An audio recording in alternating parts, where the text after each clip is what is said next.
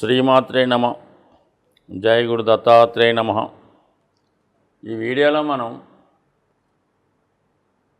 October 9వ తారీఖు నుంచి ఫిబ్రవరి 4వ తారీఖు వరకు వక్రగమనంలోకి మారబోతున్నటువంటి గురుగ్రహ ప్రభావం వివిధ రాశుల మీద ఏ విధంగా ఉండబోతుంది అన్న విషయాన్ని మనం ఈ వీడియోలో పరిశీలించే ప్రయత్నం చేద్దాం.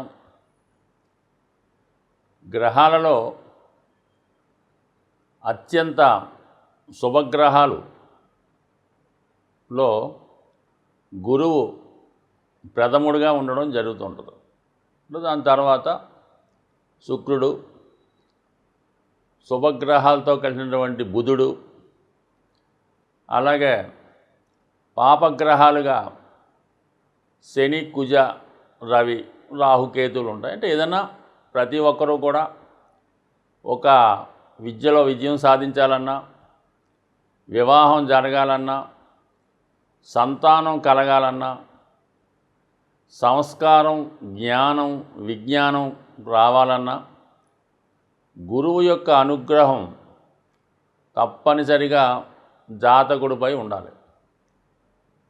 మరి జాతకుడు జన్మించినప్పుడు అతని జాతకంలో గురువు ఎంత బలంగా ఉంటే అతడు జీవితంలో అన్నీ కూడా, అంటే విద్య సకాలంలో పూర్తవడం, సకాలంలో వివాహం జరగడం, సంతానం కలగడం, జీవితంలో స్థిరపడడం, ఇవన్నీ కూడా ఒక పర్ఫెక్ట్ షెడ్యూల్ ప్రకారం జరుగుతుంటాయి.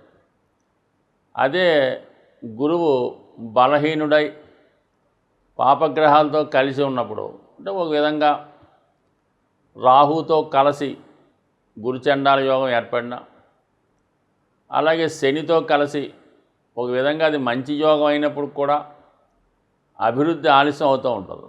సో ఈ విధంగా కంపల్సరీగా ప్రతి ఒక్కరి జన్మజాతకంలో గురువు బలంగా ఉండాలి. గురువే జీవకారకుడు.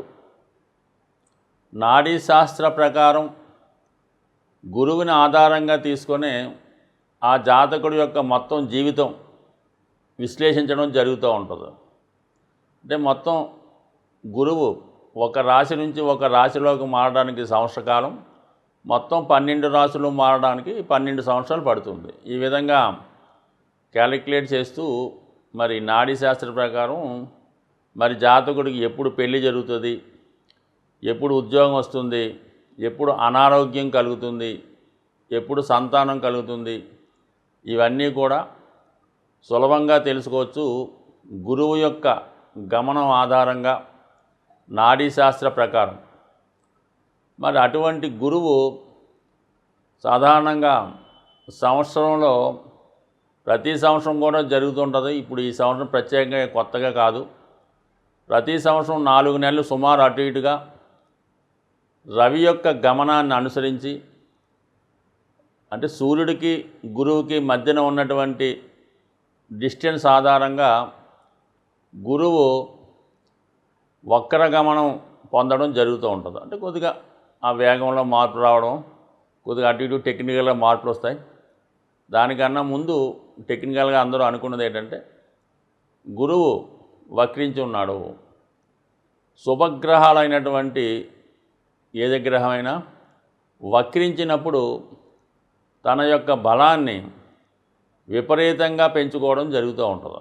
గురుగ్రహం యొక్క వక్రగమనం వల్ల బాగా లాభ పొందే రాశులు ఏవైనా ఉన్నాయంటే అది మీనరాశి. మీనరాశి వారికి గురువు రాశ్యాధిపతి అవడం వల్ల గురువు జాతకంలో ఎంత బలంగా ఉన్నా, గోచారరీత్యా గురువు ఎంత బలంగా ఉంటూ శుభగ్రహాల ప్రభావం ఉంటే మీనరాశి వారికి అంత అదృష్టం కలిసి వచ్చే అవకాశం ఉంటుంది. అలాగే వాళ్ళ యొక్క వృత్తి సంబంధించిన విషయాల్లో చాలా సక్సెస్ఫుల్గా ఉండే అవకాశం ఉంటుంది. అయితే గురువు ఈ రాశి వారికి రాశ్యాధిపతి.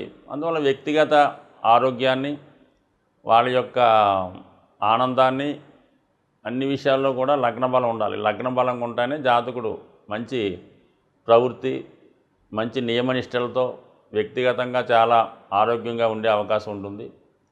అటువంటిది గురువు ఎంత బలంగా ఉంటే వీళ్ళంత ఆరోగ్యంగా ఉంటారు, అంత సామర్థ్యవంతంగా ఉంటారు. అలాగే దశమ భావం మరి వృత్తిపరంగా కూడా ఇంప్రూవ్మెంట్ జరుగుతూ ఉంటుంది. మరి ప్రస్తుతం గురువు ఈ రాశి వారికి 3వ స్థానంలో సంచరిస్తున్నాడు. అంటే ఒక విధంగా ఇది అభివృద్ధికరమైందే. జాతకుల్లో ఉన్నటువంటి తెలివితేటలకి మంచి గుర్తింపు వస్తుంది. బాగా జాతకుడు గురువు అనే హోదా సంపాదించుకుంటాడు. వీరి యొక్క సలహాలు 10 మంది ఆచరిస్తూ ఉంటారు. అంటే 3లో ఉన్నటువంటి గురువు 3, 7, 11 భావాలు యాక్టివేట్ చేయడం వల్ల జాతకుడు తనలో ఉన్నటువంటి కోరికల్ని పూర్తి చేసుకునే అవకాశం ఉంటుంది. ముఖ్యంగా వివాహ విషయంలో మరి కొంతకాలంగా వివాహపరంగా ఉన్నటువంటి కన్ఫ్యూజన్ తొలగి వివాహం నిర్ణయమయ్యే అవకాశం కూడా ఉంటుంది. అదే గురువు మరి వక్రగమనం పొందడం వల్ల ఏంటంటే మరి 2వ భావంలోకి వచ్చినట్టంటే మేషరాశిలో ఉంటే ఏ ఫలితం ఇస్తాడో ఆ ఫలితాన్ని ప్రస్తుతం మీకు గురువు ఇవ్వడం జరుగుతుంది. మనకి అక్టోబర్ 9, ఫిబ్రవరి 4 మధ్యలో. అంటే 2వ స్థానంలో గురువు వచ్చినప్పుడు ఏముంది, కుటుంబాన్ని ఎక్స్పెండ్ చేసే ప్రయత్నం చేస్తాడంటే ఒకసారి మీరైనా గతంలో వివాహ ప్రయత్నం చేసి ఆగిపోయి ఉన్నా, ఏంటంటే మీ కుటుంబ సభ్యులు ఎవరో ఒకరు ఏదైనా దూర ప్రాంతం వెళ్ళి చాలా కాలంగా తిరిగి రాకపోతే ఈ సమయంలో వాళ్ళు మళ్ళీ మీ కుటుంబంతో కలుసుకునే అవకాశం ఉంది. అంటే దూరమైన కుటుంబ సభ్యులను కలుసుకుంటారు, వివాహ ప్రయత్నాలు ఫలిస్తాయి. కుటుంబంలో అధికంగా ఒక వ్యక్తి రావడం కానీ కొత్తగా సంతానం కలగడం వల్ల మొత్తం మీద కుటుంబం ఎక్స్పాండ్ అవుద్ది, ఖర్చులు బాగా పెరుగుతాయి, శుభకార్యాలు జరుగుతాయి. గురువు వక్రగమనం వల్ల అంటే దాని తొందరగా పూర్తవుతుంటాయి అన్నమాట. మరి 6వ భావాన్ని యాక్టివేట్ చేయడం వల్ల జాతకుడు మరి రుణాల నుంచి బయటపడే ప్రయత్నం చేస్తాడు.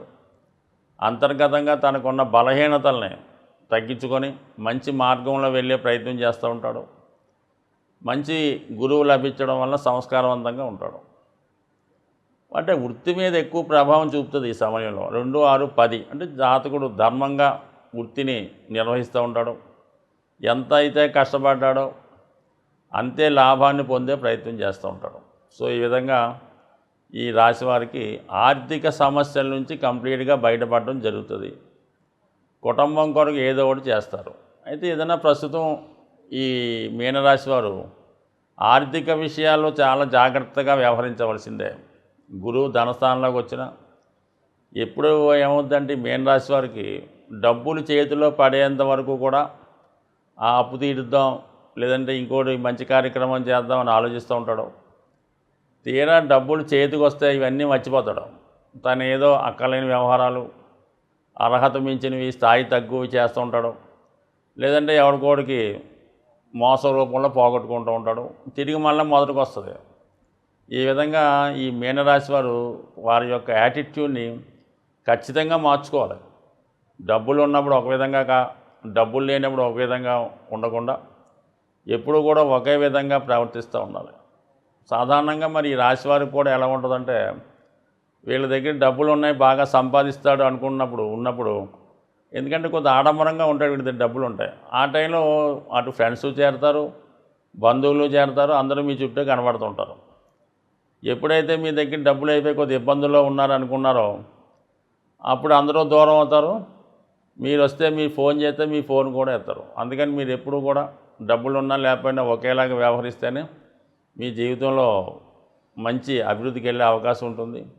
ఈ విధంగా చంచలంగా ఉండడం వల్ల కంపల్సరీగా నష్టపోయే సూచనలు కూడా కనబడుతుంటాయి. అందువల్ల జాగ్రత్తగా వ్యవహరిస్తే ప్రస్తుతం ఈ గురువు మార్పు వల్ల కంప్లీట్గా ఆర్థిక సమస్యల నుంచి బయటపడే అవకాశం ఉంది. అలాగే మీ యొక్క నడవడికలో కూడా మంచి మార్పు వచ్చి మంచి అలవాట్లు, మంచి ఆలోచన కలిగే అవకాశం ఉంది. గురుగ్రహ అనుగ్రహం సంపూర్ణంగా కలగాలనుకున్న వాళ్ళకి చాలా తేలికపాటి పరిహారాలు మనకి గురువులు చెప్పడం జరిగింది. అందులో ముఖ్యంగా గోసేవ, దాన్ని మించింది గురువు యొక్క అనుగ్రహానికి వేరే లేదని చెప్తాను. మీరు దగ్గరలో ఉన్నటువంటి గోశాలను సందర్శించి ఎస్పెషల్లీ గురువారం రోజు అక్కడ ఉన్నటువంటి గోవులకి నానబెట్టినటువంటి శనగలు బెల్లంతో కలిపి పెట్టడం అన్నది నెంబర్ 1. దాని తర్వాత అరటిపళ్ళు ఇంపార్టెంట్గా, అంటే ఏదో రంగు చెప్తూ ఉంటారు కానీ పసుపు రంగు అరటిపళ్ళు అయితే చాలా బెటరు. 3 అరటిపళ్ళు అక్కడ ఉన్నటువంటి గోవులకి ఆహారంగా పెట్టి 3 ప్రదక్షిణలు గోవుకి చేసి గోవు వెనక భాగంలో నమస్కారం చేసుకుంటే కంప్లీట్గా సర్వదేవతల యొక్క అనుగ్రహం మీకు లభిస్తుంది. ఇంకా బాగా ఇబ్బందుల్లో ఉన్నాం, ఏ విధంగా కూడా మనకి ఏ దారి లేదు, అలాగే అనారోగ్యపరంగా చాలా ఇబ్బందికరంగా ఉంది, అసలు మంచం మీదే ఉండవలసి వస్తుంది అనుకున్న వాళ్ళు వీళ్ళ గోశాలకి దర్శించి వీళ్ళు ఎంత బరువు ఉన్నారో ఒక 60 కేజీలు ఉంటే 60 కేజీలు అక్కడ వెయిట్ ఉంటుంది, దాంట్లో చూసి ఆ బరువుకు సమానమైనటువంటి ఆహారం, పశువులు తినే ఆహారం, అది చిట్టో తవుడో ఏదో ఒకటి అక్కడ డొనేట్ చేయడం వల్ల సంపూర్ణంగా మీకు మళ్ళా పునర్జన్మ లభించే విధంగా లభిస్తుంది. ఇక కామన్గా విద్యార్థులు అందరూ చేసుకునేది మరి దత్తాత్రేయుడు, సాయిబాబా, రాఘవేంద్ర స్వామి, లేదంటే మీకు విద్య నేర్పిన గురువు, లేదంటే మీరు టెక్నికల్గా ఉంటే మీకు ఆ వృత్తి నేర్పిన గురువు, వీరెవరు కాదంటే మీ తండ్రి గారు. వీళ్ళని ఈ రోజుల్లో పెద్ద పూజించేవాడు ఎవరు ఉంటారు, కానీ వాళ్ళ మాట గౌరవించి వాళ్ళని కొద్దిగా గౌరవప్రదంగా చూస్తూ వాళ్ళకి సత్కరిస్తూ వాళ్ళకి ఏదన్నా అవసరానికి తగు విధంగా చేదోడు వాదోడుగా సహాయపడుతూ ఉంటే ఖచ్చితంగా గురువు యొక్క అనుగ్రహం లభిస్తుంది. సో కనీసం సంవత్సరంకి ఒకసారన్నా గురువుకి ఈ విధంగా ఆదరించడం వల్ల, మరి కొత్త వస్త్రాలు వారికి ఇవ్వడం వల్ల, లేదంటే వాళ్ళ ఇంట్లో ఏదైనా కార్యక్రమం జరిగినప్పుడు సహకరిస్తే 100% మీకు ఈ గురుగ్రహ అనుగ్రహం లభిస్తుంది. అంటే గురుగ్రహ అనుగ్రహం ఉంటే సర్వ సంపదలు లభిస్తాయన్నమాట. సాక్షాత్తు దైవం యొక్క స్వరూపం లాంటిది గురువు కాబట్టి ఈ గురువులను ఆరాధించవచ్చు. మీకు దగ్గరలో ఉన్నటువంటి క్షేత్రాలు చాలా ఉంటుంటాయి కాబట్టి అక్కడ ఉన్నటువంటి శివుణ్ణి ఆరాధించవచ్చు. ఇంకా శ్రేష్టమైనది ఏంటంటే కృష్ణ భగవానుని పూజించడం, భగవద్గీతని చదివే ప్రయత్నం చేయడం, లేదా కనీసం మనం చదివి అర్థం తెలుసుకోలేకపోతే అంతలో కొంత భాగాన్నైనా ఎవరితో అన్నా పెద్దలతో చదివించుకొని వినడం వల్ల మీకు ఈ గురువు యొక్క అనుగ్రహం లభించే అవకాశం ఉంది. ఈ విధంగా ఉంటూ ఇంకా బెటర్గా కావాలంటే పసుపు రంగు వస్త్రాలు ధరించడం, స్త్రీలైతే మరి ఈ పసుపుని ఎక్కువగా వాడటం, ఇవన్నీ చేసుకోవడం వల్ల వీలైతే ఒక పసుపు కొమ్ము పసుపు రంగు దారంతో ఈ చేయికి కట్టుకోవచ్చు, కుడి చేయికి కట్టుకోవడం వల్ల కూడా ఈ గురుగ్రహ అనుగ్రహం లభిస్తుంది. అంటే కనక పుష్యరాగం ధరించలేని వారు ఒక మంచి పసుపు కొమ్ముని జేబులో పెట్టుకోవడం వల్ల కూడా ఫలితం కలుగుతుంది. వీలున్నవారు ఒక 3 క్యారెట్లు కనక పుష్యరాగాన్ని సువర్ణంతో చేయించి కుడి చేయి చూపుడు వేలికి ధరించడం వల్ల కూడా ఫలితం దక్కే అవకాశం ఉంది. అలాగే పంచముఖి రుద్రాక్ష, 5 ముఖాల రుద్రాక్ష ధరించడం వల్ల కూడా మీకు గురుగ్రహ అనుగ్రహం సంపూర్ణంగా లభించే అవకాశం ఉంది. స్వస్తి.